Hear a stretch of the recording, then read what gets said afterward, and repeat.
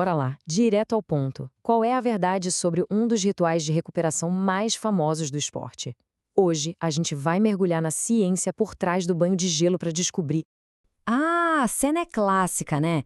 Todo mundo já viu. O atleta de elite exausto depois de um jogo, mergulhando naquela banheira cheia de gelo. Mas e aí? Será que essa prática tão comum tem base científica de verdade? Ou é só mais um daqueles mitos do esporte? É isso que a gente vai investigar. Ok, mas para a gente entender a solução, primeiro a gente precisa entender qual é o problema. Afinal de contas, o que uma partida de futebol faz com o corpo de um atleta? Uma partida de futebol de alto nível, olha, ela simplesmente leva o corpo ao limite. E o resultado disso? Bom, primeiro, uma queda bem clara no desempenho, depois, um monte de microlesões nas fibras musculares e, claro, aquela dor, aquela rigidez que a gente conhece bem, a famosa dor muscular tardia ou DMT. Sabe aquela dor que aparece 1 ou 2 dias depois de um treino muito puxado? Essa mesma. Essa é a DMT. E agora imagina, se tem outro jogo logo em seguida, acelerar essa recuperação não é só importante, é absolutamente crucial. E é exatamente aqui que entra a solução mais popular de todas, o banho de gelo. O nome científico mais formal é imersão em água fria, ou a IAF. E quando a gente fala que é popular, não é brincadeira. Olha só esse número. Cerca de 90% das equipes de futebol de elite usam a imersão em água fria como parte essencial da sua estratégia de recuperação. É muita gente! Mas a grande pergunta continua. Essa prática, tão comum, tem mesmo um respaldo científico forte? Pois foi exatamente isso que um grupo de pesquisadores decidiu investigar a fundo. E olha só o nível de seriedade da coisa. O que a gente está vendo aqui não é um estudo qualquer, é uma meta-análise. Os pesquisadores pegaram 260 artigos sobre o assunto e foram filtrando, até sobrarem só os 10 estudos de maior qualidade. Tudo isso para achar uma resposta definitiva. E então, qual foi o resultado?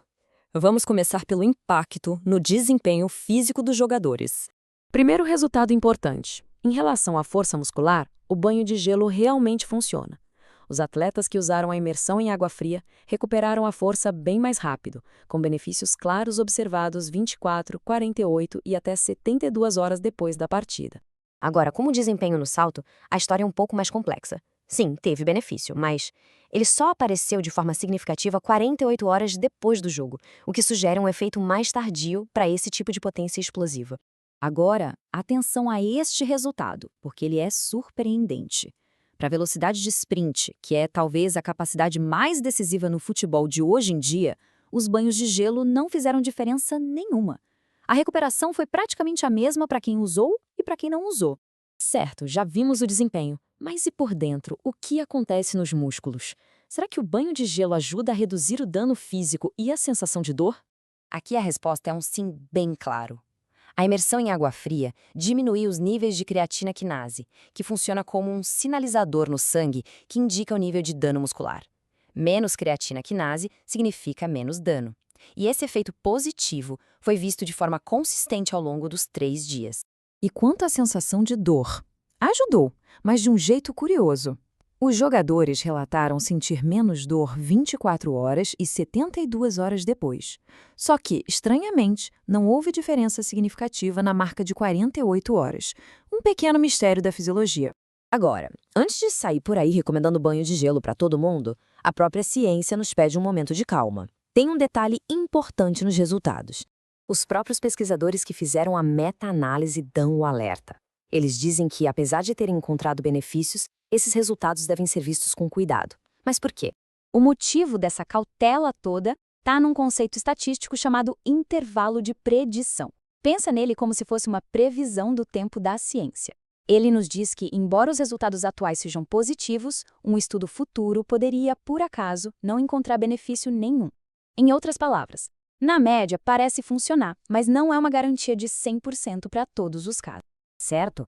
Vamos juntar todas as peças e chegar a uma conclusão clara sobre o que essa ciência toda está nos dizendo.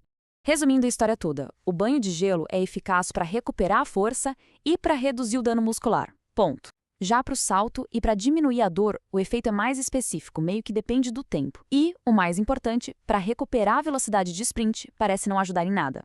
No fim das contas, banho de gelo não é uma solução mágica, mas sim uma ferramenta com aplicações bem específicas.